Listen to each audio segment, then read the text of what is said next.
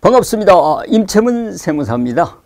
이 시간 가압승계에 대한 증여세 과세 특례 사후관리 방법에 대해서 살펴보도록 하겠습니다.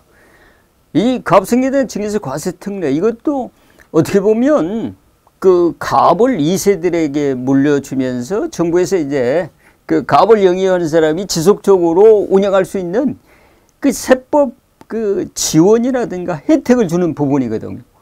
그 혜택을 주면서 그냥 뭐 아무렇게나 이렇게 가압을 영위해라 이렇게 하지는 않겠죠.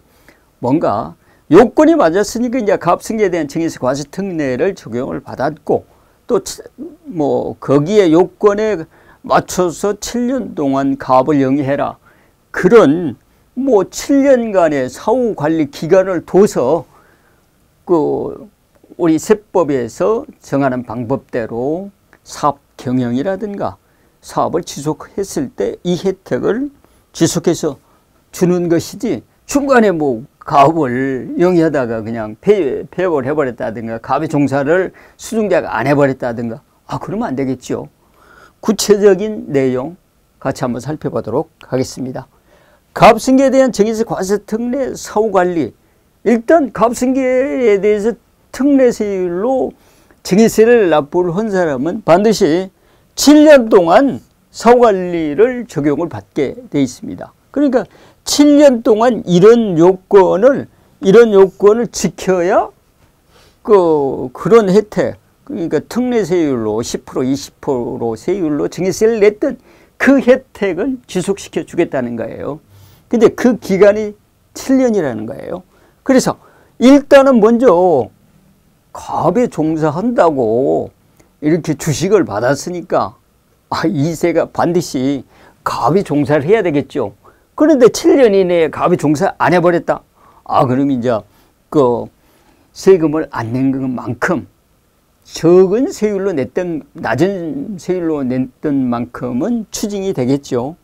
그리고 또 이제 수중일로부터 5년 이내에 대표이사에 취임을 해야 돼요. 5년 이내에. 그러니까 주식을 증여를 받고 가압에 종사를 하면서 5년 이내에 반드시 대표이사에 취임해야지, 대표이사 취임을 안 하면 이게 추징되는 겁니다. 그런데 종종 계속 그 이사나 그 부장이나 뭐 상무로 근무를 하면서 대표이사 취임, 그게 대표이사 취임이라는 건 뭐냐고 그러면 등기상 대표이사에 등재도 하고 실질적으로 대표이사직을 영위를 해야 되는 거예요. 이걸 놓쳐가지고 추징되는 사례 종종 봤고요. 그 다음에 7년까지, 그러니까 5년 이내에 수중일로부터 5년 이내에 대표이사 돼가지고 7년까지 이제 대표이사를 그대로 유지를 해야 되고요. 그 다음에 가압의 업종이 변경이 되면 안 되는 거예요. 그러니까 어디까지 업종이 변경이 안 돼야 되냐 그러면 중분류까지, 그러니까 표준산업분류 표상, 중분류 내에서는 아무거나 바꿔도 되는데 중분류를 벗어나면 평가심의위원회 심의를 거쳐서 바꾸면 되는 거예요.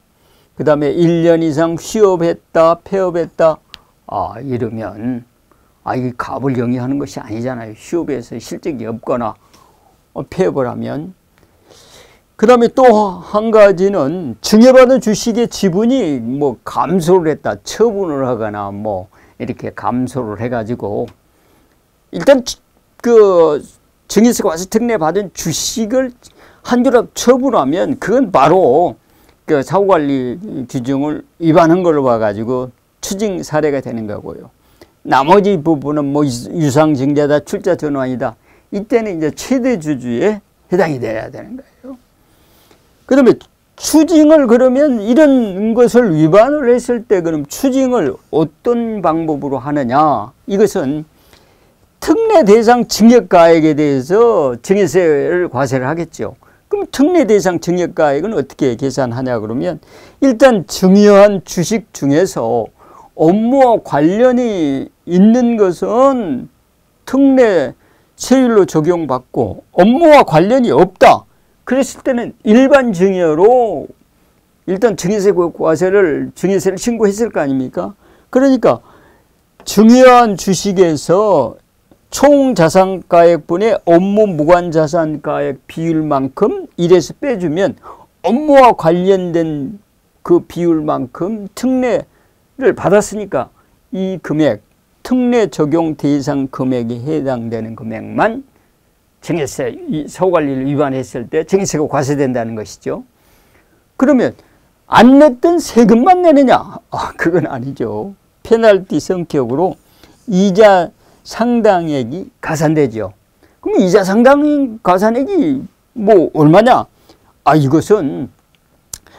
이걸 특례를 적용받지 않았을 때 그 결정한 증여세액에서 사후관리를 위반한, 그러니까 증여세 과세표준 신고기한 다음 날로부터 추징사유가 발생한 날까지 기간을 곱한 다음에 1일 10만 분의 25를 곱하는 거예요. 10만 분의 25, 그러니까 이제 뭐 얼마 안 되는 것 같지만 10만 분의 25가 9.125%가 되는 거예요.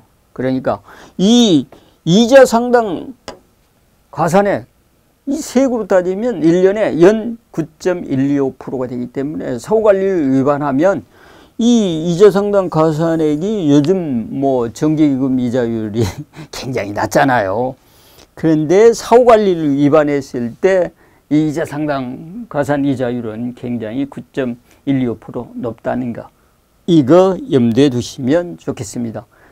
뭐 간단하게 그 가압승계된 증여세 과세 특례 사후관리 요건과 위반했을 때 추징이 어떤 뭐 이자 상당 가산액으로 추징이 되는지 그까지 살펴봤습니다.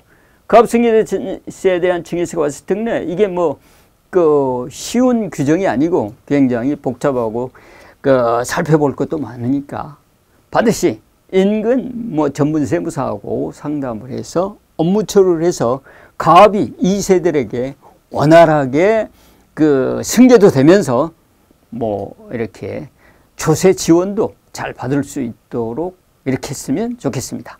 감사합니다.